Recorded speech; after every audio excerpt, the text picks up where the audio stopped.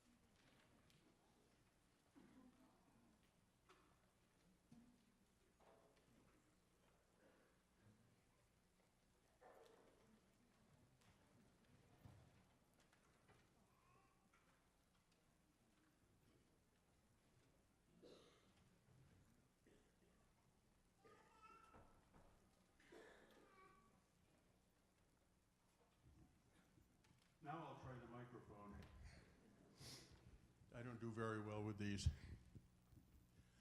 Well, here we are, and thank you for coming out this I'd say beautiful afternoon, but it's not really a very beautiful afternoon.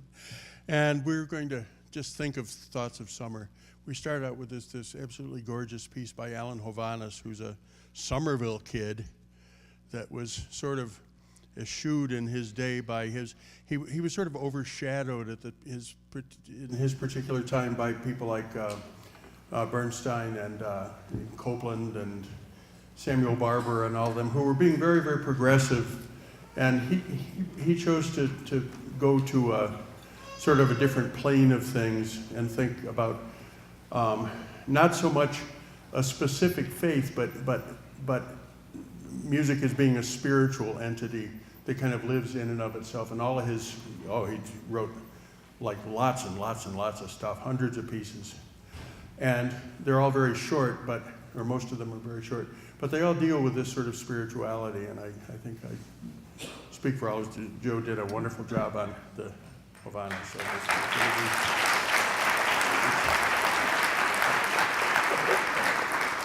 we're going to move into another aspect of summer now, and we're going to visit our old friend Percy Grainger, who is like one of the first and foremost composers of music that was actually written for the band medium. In fact, he wrote for combinations of just about every conceivable instrument all at once. He'd write a piece, and he wouldn't just write it once. He'd write it for full band, full orchestra, chorus, sax quartet, marimba duet, piano 4 hands, piano 6 hands, piano 8 hands. And he published these all in this journal of what he called folk songs. And so his music all sort of runs as a series of folk settings. And whether he was Australian born, he was a very interesting guy because he did much like many of the composers of that particular time. And he would wander around the countryside and collect folk songs that people would sing or dances that people would do as they did them. Not to take them and make something sort of symphonic and sort of gentrified about it, but to take it as it was sung or as it was danced. And so in the next couple of years, we're going to be visiting Percy Grainger. We already have. And we're going to be visiting Percy Grainger quite a lot. And here we have two things. Eubanks and Bray's O Body Doon, which is a poem by Robbie Burns, whose birthday, it was pointed out to me, was last week. Yes, and it still was last week. And so it was his birthday, and so he wrote this. It's an obscure poem by Robert Burns, but it's indeed indicative of, people knew these poems. These were poems that every schoolboy, every schoolgirl knew. And the particular person that gave you your education, you would memorize poems by Robbie Burns, and that was all a big thing. The second is, it's a wonderful piece because it's a dance piece, and every once in a while you're going to hear like an explosion, and it's because that there's a step in this style of dancing that nobody quite expects is there, and I think that you'll feel it each time that it comes. So we have a lot of fun. Two of these folk settings by Percy Aldrich Grainger.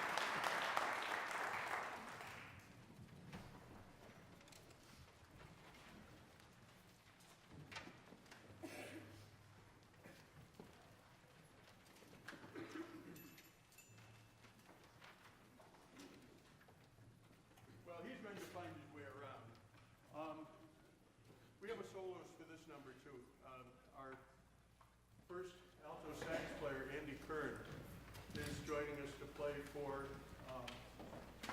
Harlem Nocturne. So far we've heard some really nice country early summer morning music, and now it's going to be the city, and it's going to be hot. So I want everybody to, just loosen your collars, and it's going to be hot. And to help make it hot, we have Andy Kern here, who will make it hot for us.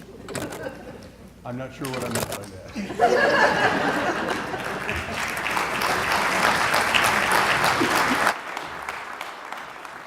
See, I don't need a microphone to make a fool of myself.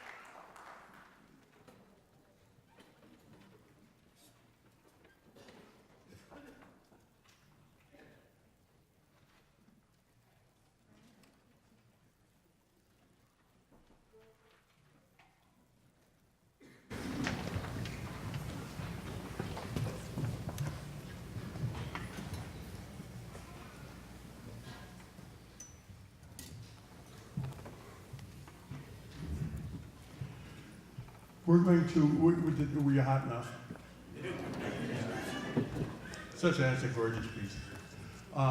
We're going to conclude this half of the program with the very end of the wonderful ballet, the Firebird.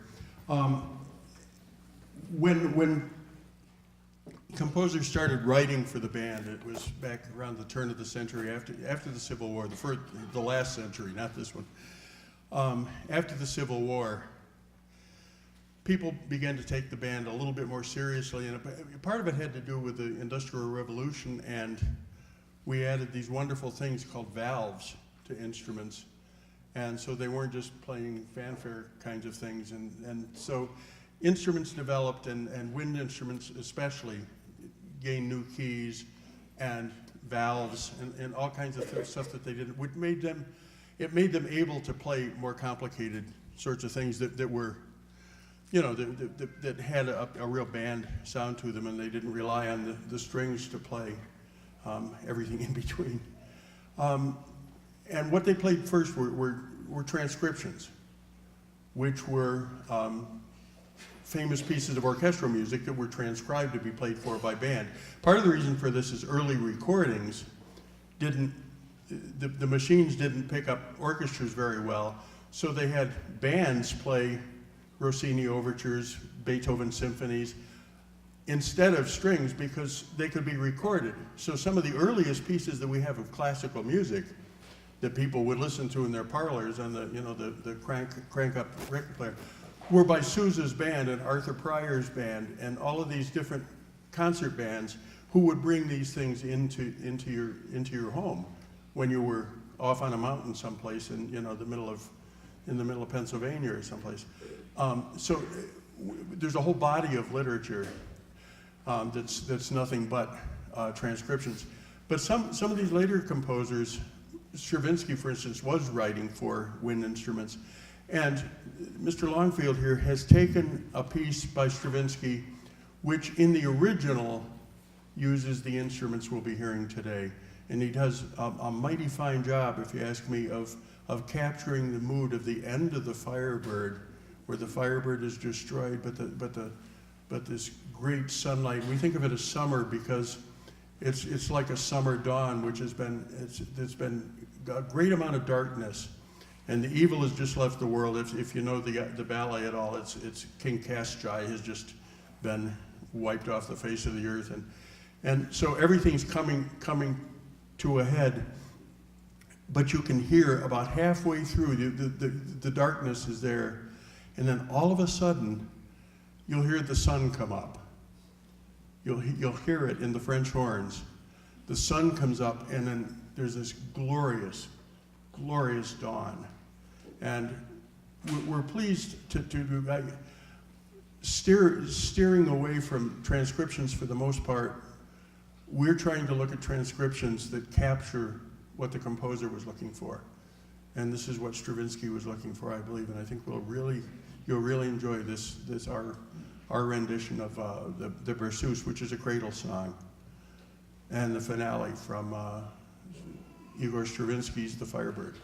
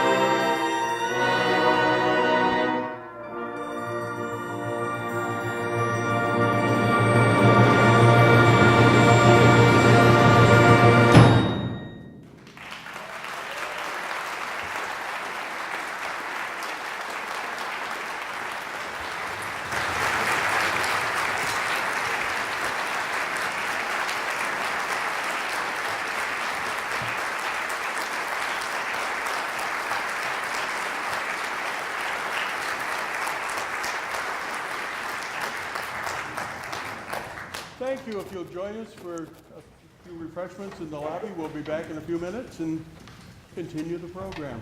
Thank you all for coming. It was fun.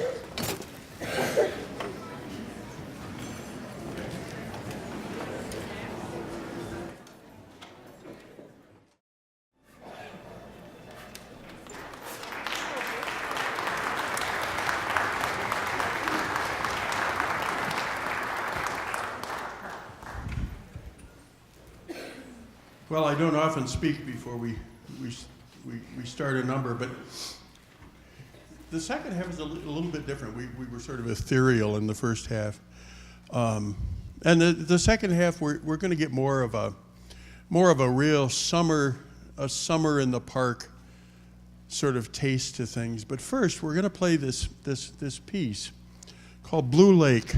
Now, This isn't in the well, some of it's in the program notes, but most of us, or a good number of us up here, spend our summers at music camps. And whether we went into music as some of us did, or whether we just went on to make it a big part of our life, which most of us have. That's part of the wonderful thing about this, is making music for the rest of your life, and not just sort of playing in school and say, well, that's the end of that. And making, well, I played in the band. Have you played since? Well, no. And it's a wonderful thing to take a gift that's been given to us and just continue with it forever. But many of us spent time in these music camps, and some of them were pretty highfalutin, and some of them were off in the woods. And there's at least one person here that went to Interlaken, which is a national music camp. Some of the others went to New England Music Camp. My wife went to New England Music Camp, and I think at least a couple of the others who went to New England Music Camp. Well, one other. Well, there were a whole lot of them. And there's at least one person that went to Blue Lake. But that's in Michigan, you see. But they were all over the place. One of the flute players and myself and Mark Churchill, who conducts the Symphony Pro Musica, we all went to this music camp at his dinky college in South Jersey. But we were all there at the same time, and we obviously didn't know each other. We just ended up here, just having come for it. But we spent time at these music camps, and a lot of our growth in music, both in community orchestras and bands, and from these music camps, a lot of the repertoire we learned and a lot of the music that we got was from these groups that were removed from the schools, where schools are limited somewhat into how much they can, put into a certain year. At camp we would go and they'd give us a folder of 40 pieces, and they'd say, well, you're going to learn all this stuff in 3 weeks. You're going to play 3 or 4 concerts, and bang, bang, bang, bang. And so these camps, these music camps, meant quite a lot to many of us growing up. So Blue Lake is one of those camps, and this piece was written, it was commissioned by the Blue Lake camp for John Barnes Chance, who was a great American composer whose life was cut short through a very sad accident, which I promised I wouldn't tell what the accident was, but I think I will. Because I think it's sort of one of those stories that he was in Texas, in Denton, Texas, I think, and he was showing his children how to put up a pup tent in the backyard, and the pole got hit by lightning. So, needless to say, they didn't learn how to put up a pup tent very well, and that wasn't very nice. But it was just this untimely death. He was only 35 or 36. But he was an amazing composer, and I just find the story very ironic. But he's an amazing composer, and he gave so much up until he was 35, including teaching us all how to use percussion in the concert band as one of the major families of instruments. So we're going to play for you the Blue Lake Overture by John Barnes Chance.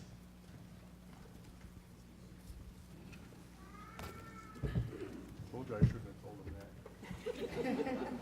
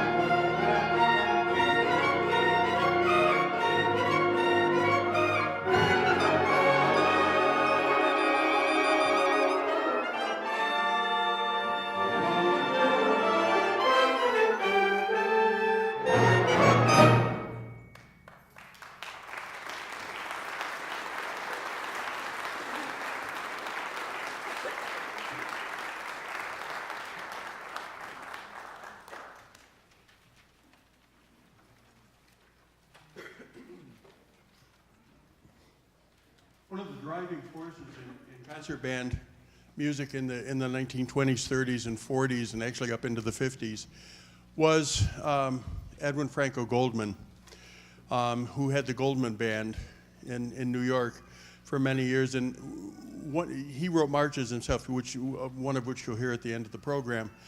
But his big contribution was to find all of these famous composers and get them to write music for band, so that we have this whole body of literature that was written for the concert band. And today we're going to play for you an Italian polka. It was originally a piano four-hands piece, and Goldman said to Rachmaninoff, wouldn't that be kind of nice for band, since it's already in 6 flats, and nobody likes to play it on the piano. But anyway, he asked Rachmaninoff to do this for the Goldman Band, and it became a big hit, and it was early recorded it was recorded in the 1930s.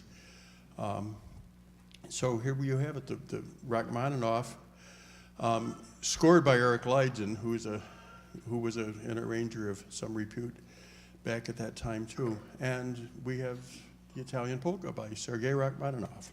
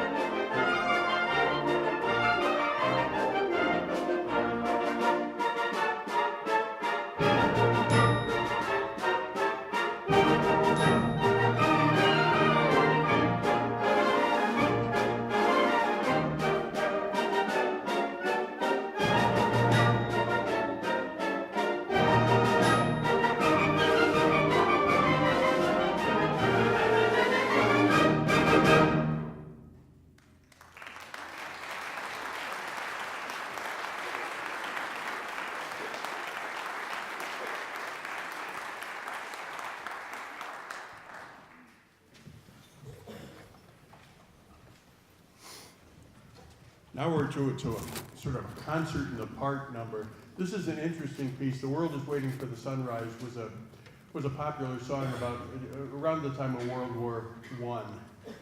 And it's talking about, you know, when the war is over and all the boys come back home and this sort of thing. One of those very sentimental sorts of songs. But these were all picked up by wind composers and band composers and things, and quite often they would write variations on them. You've probably all heard famous cornet solos and clarinet solos and things based on song, you know, a tune, and then they'll do all of this squiddly stuff around it. But that was a very popular thing to do. But this is an old concert in the park kind of a number, and this fella, Harry L. Alford, he was just a professional arranger. That's all he did. I don't think he wrote anything that was original. He just would write pieces arrangements of things for people. And this is a concert in the park, or actually some people say it was originally written for one of the university bands to play on the field, much the same as we now have halftime shows. They would go out on the field and play something like this. It's sort of a stand in formation and play a concert number and then march back off again. So that's, a lot of people think it's that. But in any case, this is a real stab at the past, and you'll hear in this the ragtime sort of thing, and you'll also hear this silent movie kind of sound. It's very indicative of theater orchestra music in the 1920s. And you'll hear this, it sounds like a chase in an old silent movie. And then we'll have the obligatory variation on "The World is Waiting for the Sunrise," played by the euphonium. And so we think you'll enjoy this. This is a real look into the past. It's a hard to come by piece, which we've managed to find, but it's a real important part of the repertoire that somehow has just vanished because people say, well, what's this, and throw it out.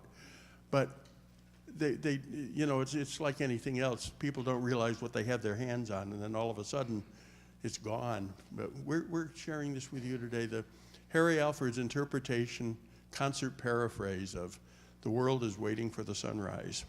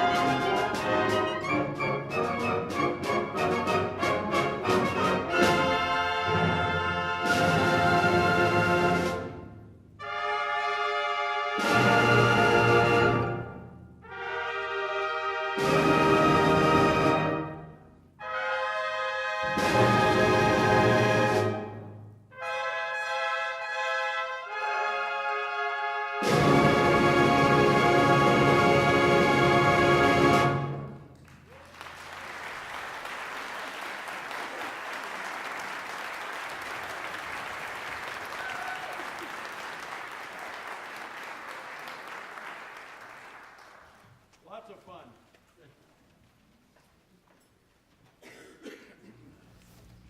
We're going to move into our sort of feature of the second half, which is selections from Carousel, which I'll talk about in just a second. First of all, I'd like to thank you all again for coming this afternoon. We've had a lot of fun. We'd like to particularly to thank the Friends of Music, who are our sponsoring organization. And so much of what we do is due to the many, many things that they do to take care of us and just make it possible for us to be doing all this as part of this wonderful program here at Nashoba, because we are part and parcel of the wonderful music program here at the high school, and we're very proud to be a part of it. And we thank the Friends of Music. We also thank all the volunteers. We thank the Tri-M people, which is the Music Honor Society, who are helping us out in the lobby, and that's an organization that's new to here this year, but it's a nationwide service organization for young musicians. And I want to thank Joe certainly for being our host band director, and for I don't know how I would do everything without the many things that he does to be supportive. And last of all, I certainly want to add my thanks to this wonderful group of musicians. It's an incredible thing, because what we have students, we have teachers, we have former educators, we have people from all walks of life, from ditch diggers, that's me, to doctors and lawyers, and it's just all walks of life, and there's parents and children here together, and there's teachers and there's students here together, and it's just an incredible experience for everybody, and it's an incredible experience for me to watch all of this as an ensemble. It always amazes me that you can take 100 people with 100 different pieces of music sitting there, and somehow it all comes out, and it just seems to all of a sudden work. We'd like to invite you to our next concert in May. We're doing, it's a really super program coming up. It's highlighted by a piece called La Fiesta Mexicana by H. Owen Reed. And we're also doing the Suite Francais by Darius Milhaud, which is, these are major works in band repertoire. The other thing is we're always looking for new members.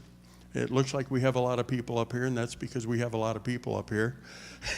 but we're always happy to have more. And if you're here and you're a regular, I see a couple of regular faces that need to pick up their music for Thursday night. And there's some other people out here that I know will be joining us for the first time after tonight, or today. So make sure that you come up and see me before you leave. And anybody else that's interested in playing, please either talk to me or talk to one of the band members. And keep coming to the concerts. We're so happy. This is a wonderful audience. Now we're going to move into Carousel, which is probably let's call it the most esoteric of the Rodgers and Hammerstein shows, because it doesn't deal with a particularly happy subject. It's a very dark show. It's a very hard show to do, and to do well, but they deal with it so well. And this has many favorites in it. Feel free to sing out if you like. And, don't do that, actually. No, cancel that last one. But I think you'll enjoy this. Is selections from Rodgers and Hammerstein's Carousel, and then we'll move right into our march, the Illinois March, which is by Richard Franco Goldman, Edwin Franco Goldman. Richard was his son, who continued the band, and he wrote marches, so I get them confused. But thank you once again. Enjoy the rest of the program, and we'll see you soon. And if anybody wants to talk.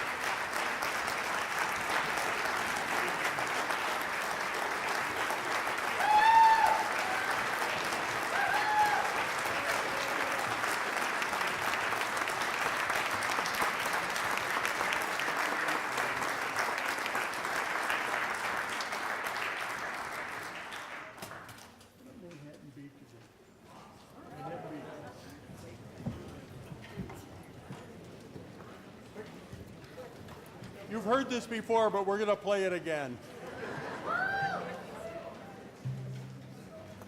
The Firebird.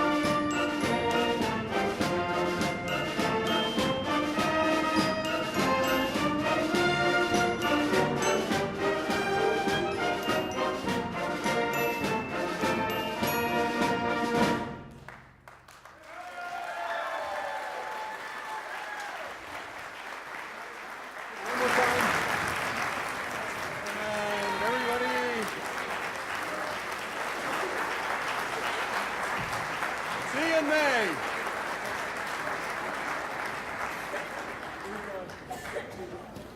Switch your music and then just use a plastic base tub right by the door going out. So put all of the stuff in the blue folder.